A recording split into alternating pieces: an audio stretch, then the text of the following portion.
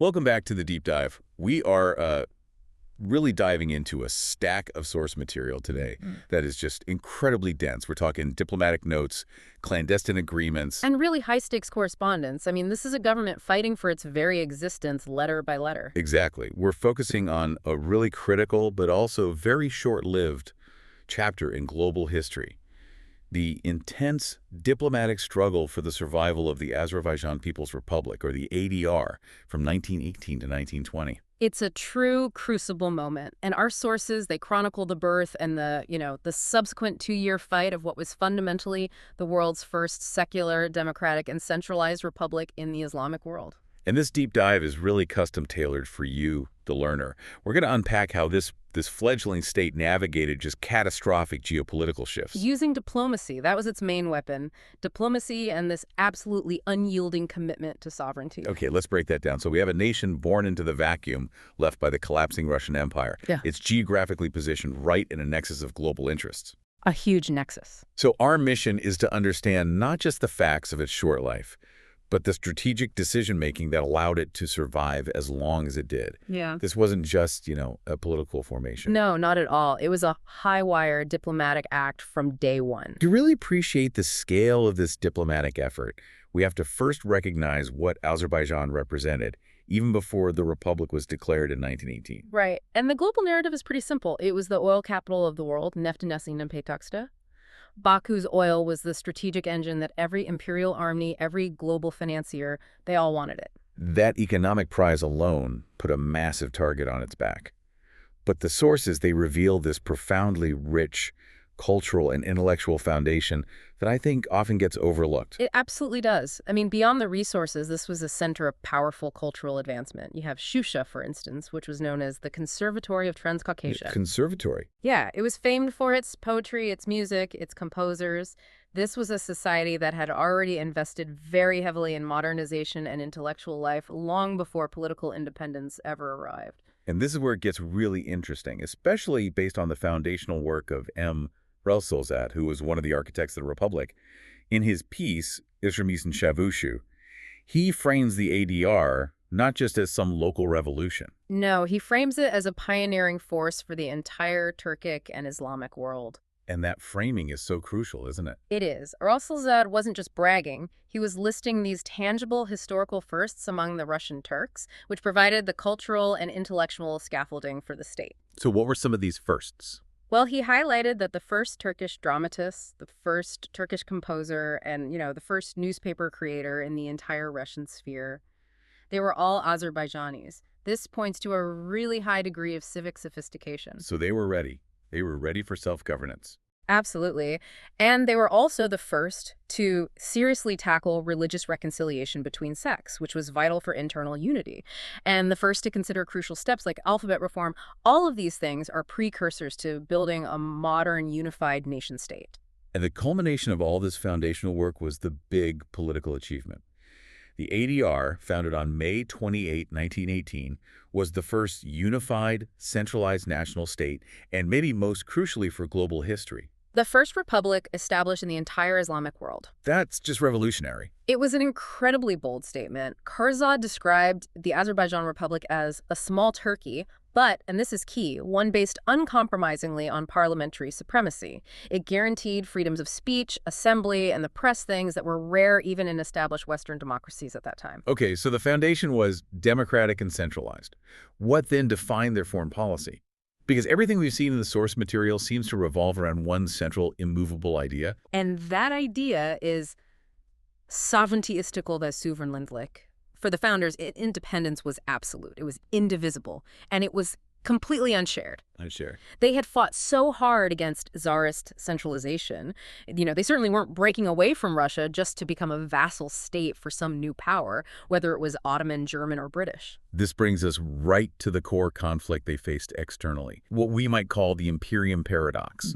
Powerful states were obviously interested in this rich strategic territory, but their interest was always conditional. Always. And the imperial mindset, it didn't matter what flag was flying. It was identical.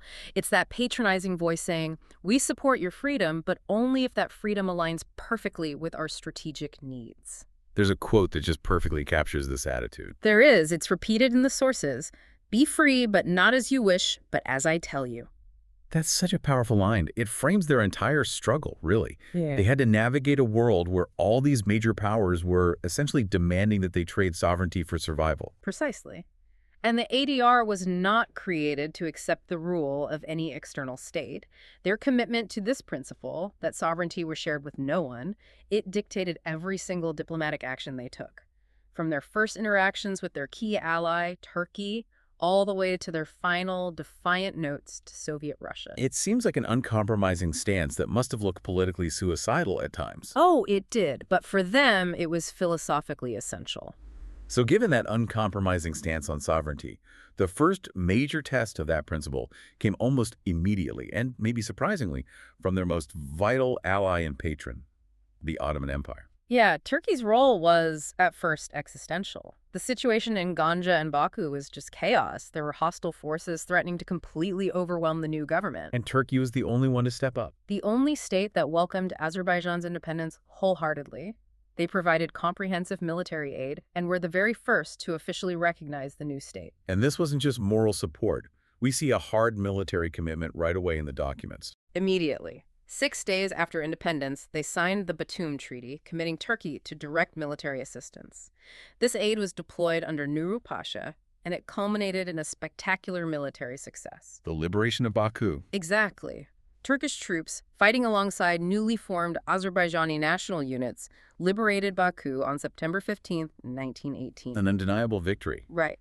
But this is where the sovereignty struggle really begins, isn't it? The invited ally immediately became a threat because of overreach. Right. How did Nuru Pasha and his political advisor, Aalu, justify interfering in their internal affairs? Well, they essentially saw the ADR as a junior partner, a protectorate, a small Turkey that needed firm, centralized Ottoman guidance. So the moment the National Council, the Milli Shura, which was their fledgling parliament, arrived in Ganja, the provisional capital Nuru Pasha made his move. He did. He openly expressed this deep distrust toward it. Distrust toward the civilian leadership. Yes. He demanded that the council dissolve itself immediately and turn all political power over to him so that he could personally establish a government. Wait. He wanted them to just disband. That was the demand. A direct military challenge to the entire concept of parliamentary supremacy and civilian rule. That is an astonishing demand to make of a government that just invited you in to save their capital. How did the young Azerbaijani leadership, knowing they were completely militarily reliant on Nuru Pasha, even begin to navigate that? It forced a difficult, just an agonizing compromise. The meeting of the Milli Shura in Ganja on June 17, 1918, was a crisis point. Our Solzad, who was the chairman, he framed the dilemma as a choice between a dangerous compromise and immediate collapse. He gave a quote that really captures the stress of that moment. He did. He said, "Perhaps the decision we accept today will be our misfortune, but if it is the only way out of the situation, we must accept it." So what was the strategic retreat they decided on? What was the compromise? They chose survival over, immediate perfect democracy. The Milli Shura dissolved itself. It transferred authority to a new provisional government led by FX. But, and this is critical, they built in a revolutionary constitutional safeguard that institutionalized their commitment to sovereignty. Okay, tell us about that safeguard. That sounds fascinating. The new Shoiski government was strictly forbidden from voluntarily surrendering its authority to anyone other than the soon-to-be-convened Constituent Assembly, the Mürsolsler Emklisi. So what does that mean in practical terms? It meant that while the temporary government was in charge, its mandate was temporary. And the ultimate unshared sovereignty resided only with the future fully elected parliament, the people's will. So they traded a temporary blow to parliamentarism to prevent a permanent military dictatorship. That's subtle, but it's a brilliant move. The ultimate power holder is the future elected body, not the invited foreign general. It was a profound constitutional maneuver. But as Solzad himself admitted, the departure of the Milli Shura was undoubtedly the retreat of democracy and the victory of reactionary forces, meaning those who preferred military rule. But it worked. It stabilized the immediate crisis, they prevented the collapse of the central government, they bought time, and they preserved the state's strategic red line. That ultimate authority belonged only to the Constituent Assembly. Despite this compromise, the problem of sovereignty didn't go away. The sources show Nuru Pasha continued to violate it through what they call dual rule, iki hakimi hoilike. He was still acting like he was the de facto ruler. Right, so the government had to be relentless in asserting its civilian authority, even while Turkish troops were essential to the war effort. Prime Minister Joyski began this really vigorous diplomatic pushback. We have his August 1918 letters to Arsulzade, who was acting as an envoy in Turkey at the time. And in those letters, Joyski is demanding clarification, right? Demanding it. He's asking for a clear definition of their mutual relations. What were Joyski's specific demands that reasserted their sovereignty? Well, first, he insisted that all administration, financial, judicial, and civilian, had to be centralized solely in the hands of the Azerbaijani government, period. And second, Second, and this is crucial, he demanded that Turkish military units must not directly interfere in the affairs of the state. Any requests, any orders, any actions involving the population or infrastructure had to be channeled exclusively through the Azerbaijani government ministries. That is just immense diplomatic courage. Joyski was, in essence, telling his military savior, "You are here at our invitation and you will follow our rules." He was defining the exact boundaries of a sovereign state and its invited ally. It really speaks volumes about the integrity of that founding generation. They never lost sight of their primary objective, which was establishing an unshared, independent state, not just another Turkish protectorate. And did this principled stand actually work against a powerful military commander like Nuru Pasha? It did.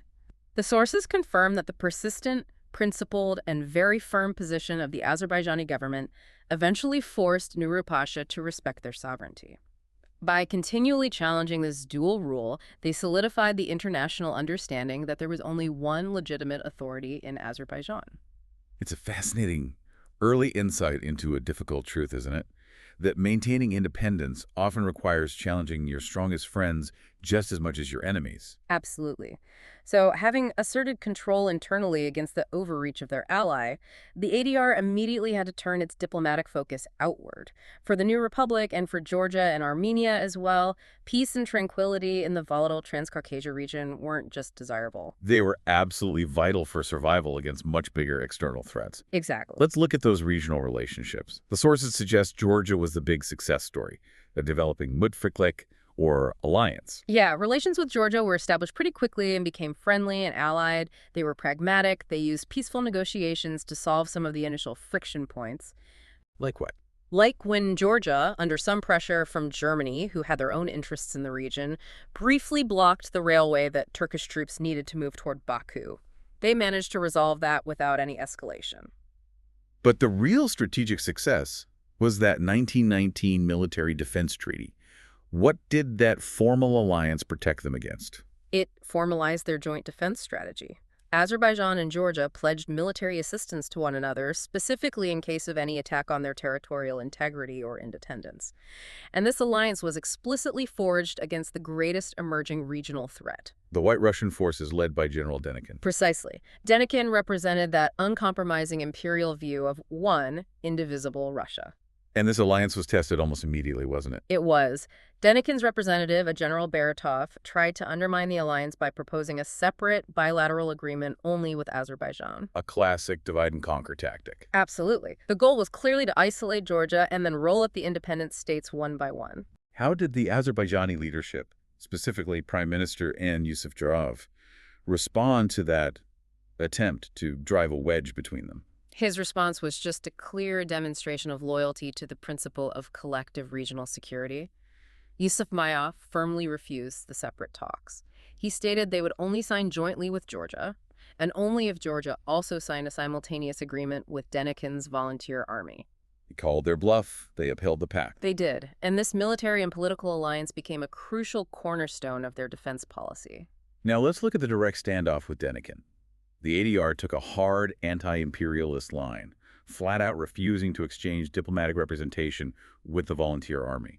Why was maintaining that distance so critical to their core principle of sovereignty? Because any recognition, or even just the exchange of representatives, would have implied a tacit acceptance of Denikin's goal to restore a unified Russian empire.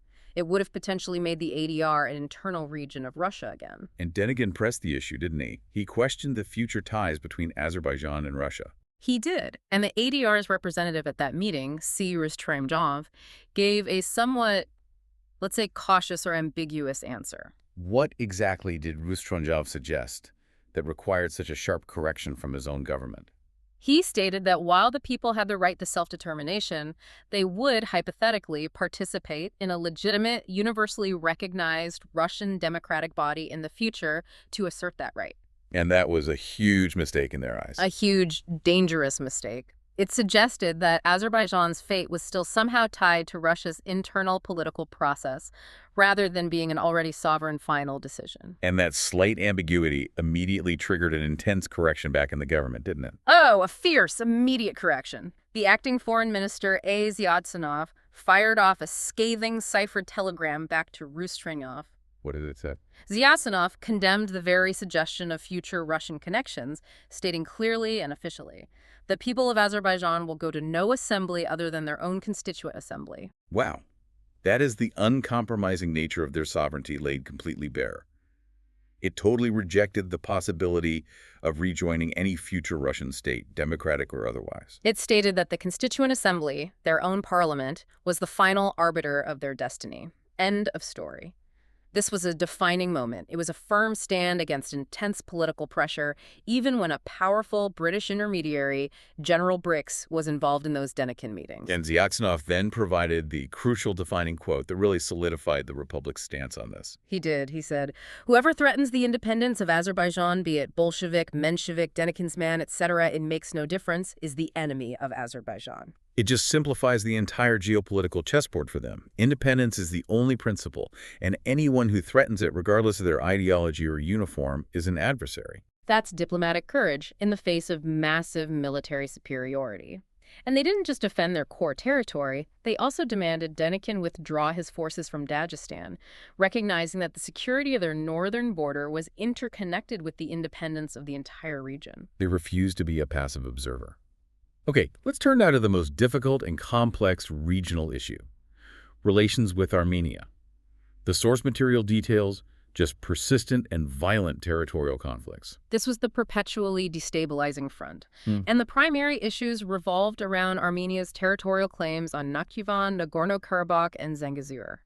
The ADR government did try to resolve these peacefully at first. How so? In 1918, they proposed a three-republic conference in Tiflis specifically to address these border issues. And did Armenia agree to attend? No. Armenia boycotted the conference, which indicated a preference for, well, territorial expansion over peaceful demarcation. This forced the ADR to adopt a more defensive posture. But diplomatic efforts continued even after that. They did. In November 1919, the prime ministers, Yusuf Giov and Kadysov, they signed a peace agreement, which was actually guaranteed by the Allied High Commissioner's deputy, James Ray. But the sources indicate that this peace was almost instantly broken. It was. Armenia immediately violated the terms of the agreement. And to understand this conflict, we should probably briefly define the primary political and military actors involved on the Armenian side. The Dashnaks. Okay, who were they? The Dashnak Sutun was the Armenian Revolutionary Federation. It was essentially the leading political and military force in the newly formed Armenian Republic. They were fiercely nationalist and pursued the goal of a greater Armenia, which led to these sustained military efforts to occupy the disputed regions. So the ADR spent much of its short life just defending its recognized borders against these aggressive military efforts. What specific evidence do we have from the sources about the failure of this Dashnak military strategy, say, in a place like Nakhchivan? The evidence is remarkably clear, and often it comes from Armenian sources themselves. Regarding Nakhchivan and Shurur, the first Armenian prime minister, Hafanas Kazasnuni, he detailed the failure in his 1923 work. He admitted that the Armenian government couldn't establish order through administrative measures in the Muslim regions, which basically confirms they lacked any local support. So they resorted to military force. Yep. And what was the outcome of that? Kazanuni confessed they were forced to use military force, suffered repeated defeats by the local Azerbaijani defense forces, and ultimately had to withdraw. This admission confirms the ADR successfully defended its vital western corridor against those initial occupation efforts. And what about Nagorno-Karabakh? That region saw really intense fighting leading up to the end of the Republic. It did. In March 1920, the Dashnak government in Armenia organized a large-scale armed uprising against Azerbaijani authority in Nagorno-Karabakh. The uprising was brutally suppressed by the ADR's National Army. And the consequence of this failed expansionist policy is captured really vividly in a contemporary Armenian source. It is. We have this emotional eyewitness account from Arshan Nazarov writing to a Bishop Bagrat in Baku in April 1920. He lamented that the misfortune of Upper Karabakh fell directly upon the Dashnaks, who he said had destroyed beautiful and peaceful Karabakh through their unnecessary aggression and their subsequent defeat. That quote is so striking because it lays the blame for the destruction squarely on the aggressor's expansionist ambitions. It underscores the strategic failure of that aggression. The ADR's consistent policy defending every inch of its recognized territory resulted in them successfully defending their territorial integrity against Armenian occupation efforts throughout their brief existence. It was a key achievement in the face of constant regional destabilization. So regionally, they formed a strong defense pact with Georgia, drew a hard line against the Imperial Denikin forces, and militarily defended their borders against territorial claims from Armenia. It's a truly remarkable series of defensive successes for such a new state. But the regional conflicts, as intense as they were really just skirmishes compared to the constant threat posed by the machinations of the great powers. And for Azerbaijan, the largest, most relentless, and ideologically contradictory threat was Soviet Russia, the RSFSR. Who preached self-determination but practiced the exact opposite when it came to their former territories. Precisely. Despite advocating for the self-determination of nations in theory, the RSFSR consistently and absolutely refused to recognize the independence of Azerbaijan. Lenin and the Bolsheviks, they viewed Azerbaijan's existence as conditional on and ultimately subservient to their interests.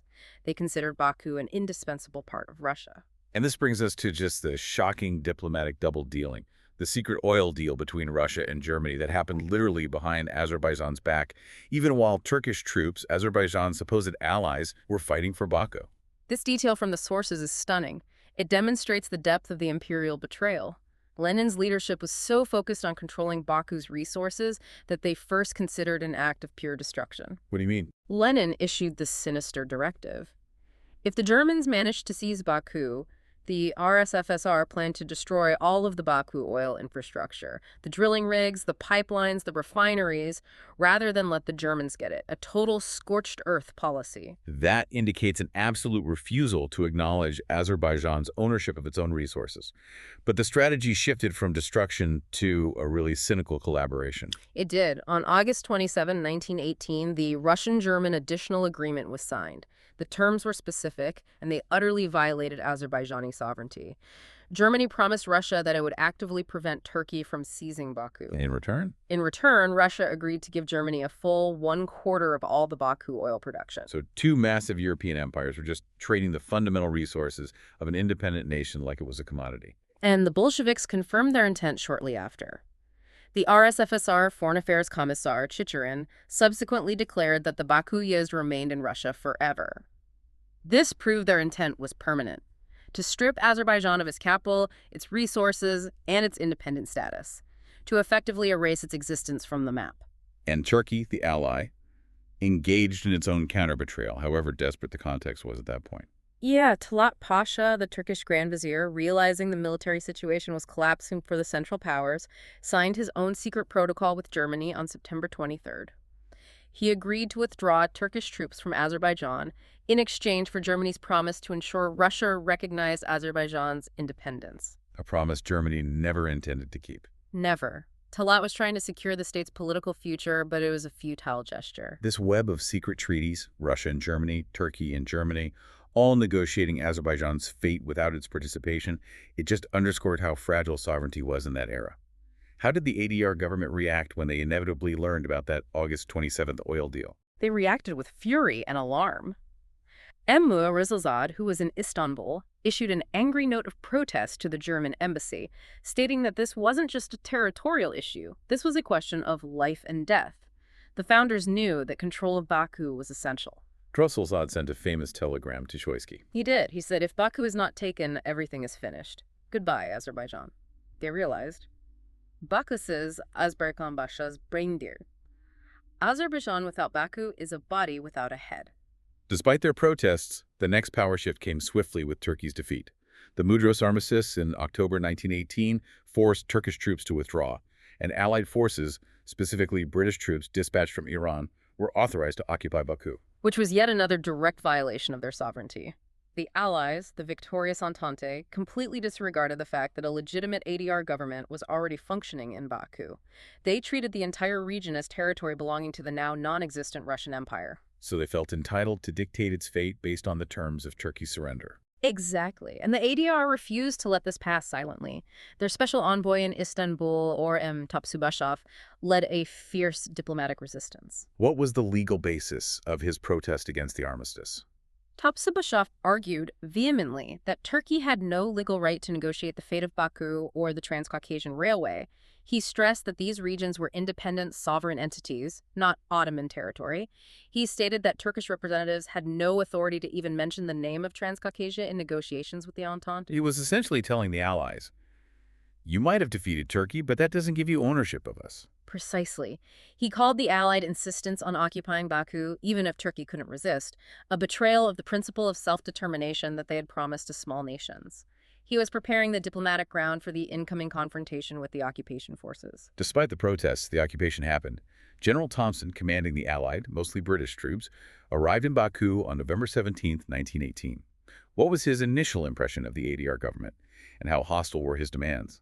His initial stance was extremely hostile. Thompson viewed the ADR government as a complete sham created by Turkish intrigue. He refused to believe it was a genuine product of public will. And he immediately imposed these strict anti-sovereign conditions that basically amounted to a military takeover. They did. His ultimatum had 4 major points that just destroyed any claim of shared control. What were they? First, the immediate withdrawal of all Azerbaijani and Turkish troops. Second, Allied occupation of the critical oil fields. Third, formal non-recognition of Azerbaijan's independence. And finally, Thompson himself declared that he would serve as the general governor, essentially dissolving the civilian government's highest authority. That's a total political and administrative erasure. How did the Joyski government, facing a hostile occupying force with superior military might, manage to survive that blatant power grab without resorting to a feudal military conflict? This is where the diplomatic elegance of the ADR founders really shines through. They engaged in what our sources describe as patient diplomatic collaboration, but this was a strategic move designed to prove their capacity for legitimate governance. So what did they do? They did 2 things simultaneously, right under the watchful British eye. First, they broadened their political base, forming a wide coalition government to show unity and political stability. Second, they immediately pressed forward with establishing democratic institutions, specifically holding large-scale parliamentary elections for the Mechanized Emplisi. All this happened right under the noses of the occupying forces. So they used their democratic legitimacy as a weapon against the British notion that they were dealing with a sham state. They literally put their democracy on display. Precisely, and this visibility was key to the dramatic turnaround. We have the fascinating eyewitness account of Uzir B. Hacharjov, the famous composer and journalist. He noted that the British officials were utterly surprised. Surprised how? They came expecting to deal with wild prey or, uncultured temporary proxies. Instead, they found a highly educated, civilized people who were determined to pursue independence on a democratic, westernized basis. So the British realized their initial assumptions, based either on ignorance or maybe monarchist propaganda, were fundamentally flawed. And this shift in perception led to the diplomatic triumph. On December 28, 1918, General Thompson issued a formal statement. This was a complete capitulation of his initial position. What did that formal statement recognize? It recognized the Joyski coalition government as the sole legitimate authority in Azerbaijan. The sole legitimate authority? Yes, and this statement was confirmed later by General Milton, the commander-in-chief of British troops in the Balkans and Caucasus. The occupying power had been diplomatically cornered into validating the sovereignty of the state they were occupying. That's a massive shift in power dynamics. What were the immediate practical effects of this British recognition on the ground in Baku? The immediate effect was the dismantling of anti-Azerbaijani opposition. Because the ADR government was now recognized by the powerful occupying force, hostile elements were immediately neutralized. Anti-Azerbaijani Russian monarchist groups and Armenian detachments lost their protection. And what about that Cossack detachment? Critically, the anti-Azerbaijani Cossack detachment, led by Bayrakzov, which was causing serious trouble, was forced to leave Baku within 48 hours. So the diplomatic victory essentially cleared the internal security landscape for the ADR government. It transformed the Allied presence from a hostile, dictatorial force into one that had to cooperate with the sovereign local authority. It was a perfect demonstration of using political legitimacy to overcome military weakness. Before we transition, we have to pause for that wonderful human interest anecdote about the American official James Ray, the Deputy Allied High Commissioner. It provides a human face to this cultural success. Right, the James B. Rye story. It really shows how the culture of the ADR leadership won over these skeptical Western visitors. James Ray visited Ganja, the former temporary capital, and was just profoundly impressed. He specifically noted the city's civilization, its order, and the dignified, highly cultured manner of its leaders, whom he praised as true Azerbaijan lovers. He openly stated that he carried away the best impressions, the best memories, and was not worried about the country's future. He wasn't just impressed by the politics, he was charmed by the culture, right down to the traditional forms of address. Exactly. He was so taken with the traditional honorific Bihai, which denotes respect and dignity, that when the Ganja City Council prepared to grant him honorary citizenship, he requested a very specific title. He asked to be recorded as James B.I. He did, and the Ganja City Duma approved his request on November 4th, 1919, making him the city's first and, for a time, only American honorary citizen. It's a small, beautiful detail, but it illustrates how the civility and cultural foundation of the ADR leadership transcended hostile politics and earned genuine personal respect from skeptical Western officials. So despite this immense diplomatic success with the British occupation force, former recognition de jure recognition from the major Allied powers remained delayed. It seems the U.S. was the biggest holdout in this waiting game. They were. The Allies, particularly the Americans under President Woodrow Wilson, were still hoping to resurrect a unified anti-Bolshevik Russia. And Wilson stated this openly. Oh, yes. He stated openly to the Azerbaijani envoy Tibashov in Paris that the issue of Azerbaijan could not be fully resolved until the Russian question was solved. Was this purely ideological, or was it pragmatic? It was heavily pragmatic and imperial in scope. The Allies were backing anti-Soviet forces like Kolchak and Denikin.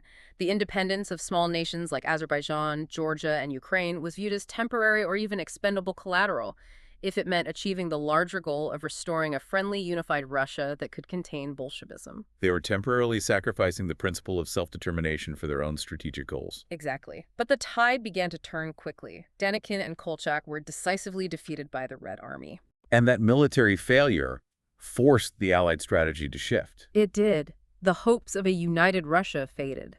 And this is why the Allied Supreme Council in Paris, realizing the ADR government was stable and the Bolshevik threat was growing, was finally forced to act. And this leads to the monumental step of de facto recognition. Yes.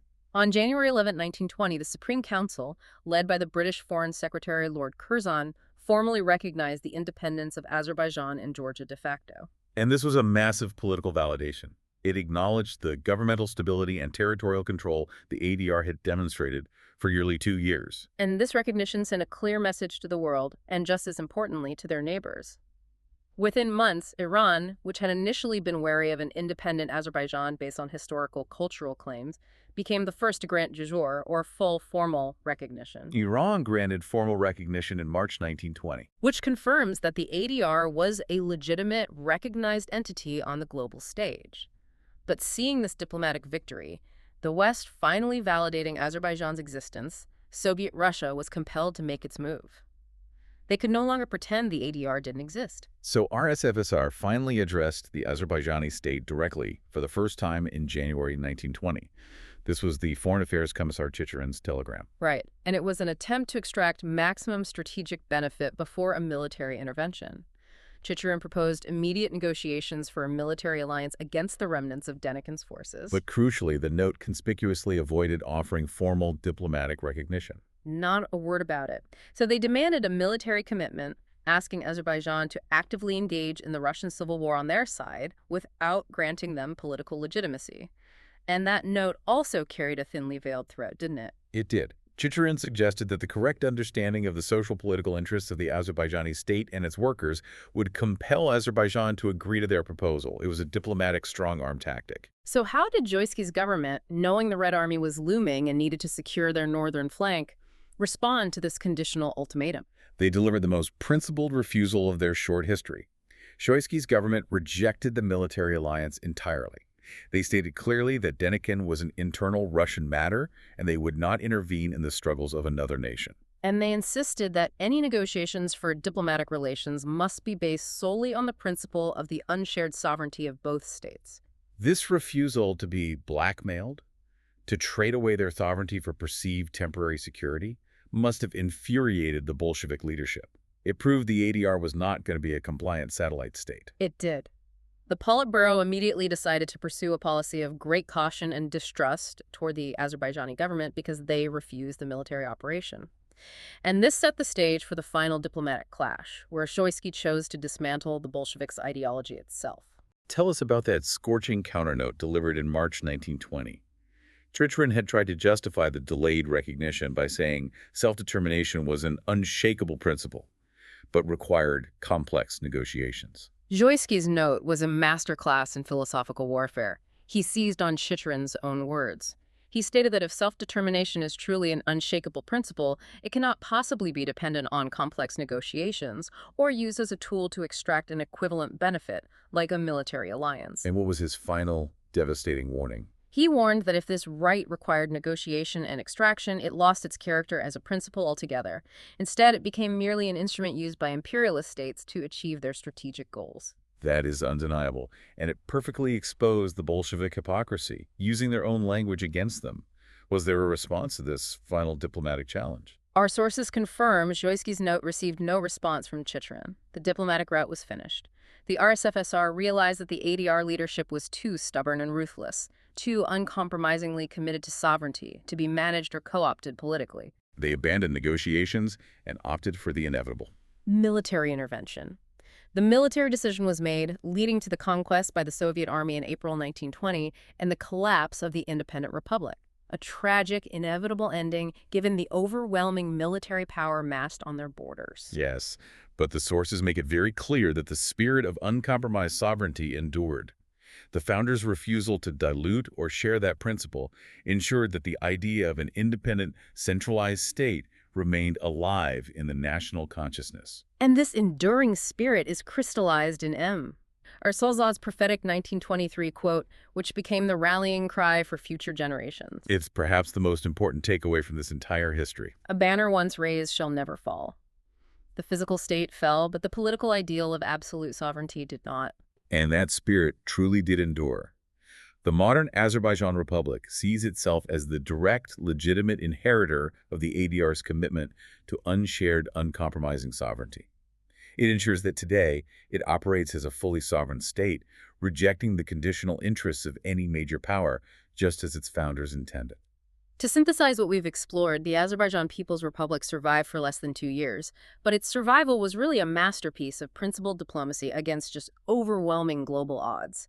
They faced existential threats from every direction. From their own ally, Turkey's overreach, to regional territorial claims by the Dashnaks, and colossal secret betrayals by global powers like Russia and Germany over oil. The central theme is the ADR government's tenacity and its commitment to absolute sovereignty. They fought the Turkish commander Nuru Pasha to centralize administration. They refused to compromise the ideal of self-determination to Denikin, even when encouraged by allied mediators. They diplomatically outmaneuvered the initial hostility of the British occupation forces, forcing General Thompson to recognize them as the sole legitimate authority. And ultimately, they exposed the imperialist hypocrisy of Soviet Russia right before the final invasion. That diplomatic resilience ensured that even when the state fell in 1920, the idea of uncompromised, unshared sovereignty survived intact. It became the guiding blueprint for national identity and secured the intellectual foundation for the eventual restoration of independence decades later. So what does this all mean for you, the learner? This history shows that statecraft isn't just about military might or economic resources. It's about defending a conceptual principle, in this case, absolute sovereignty, with unwavering diplomatic force, even when you're faced with insurmountable odds. The legacy is powerful. It proves that sometimes diplomatic firmness is more enduring than military victory. And it forces us to ask, what other seemingly ephemeral historical movements that were crushed militarily, have fundamentally altered the long-term identity of a nation simply by holding fast to an absolute unshared principle? The ADR lasted less than 2 years, yet its core principle ensured its eventual resurgence. That is the true, enduring power of an idea that refuses to fall. A truly fascinating deep dive into a powerful, principled struggle for independence. Thank you for joining us on the Deep Dive.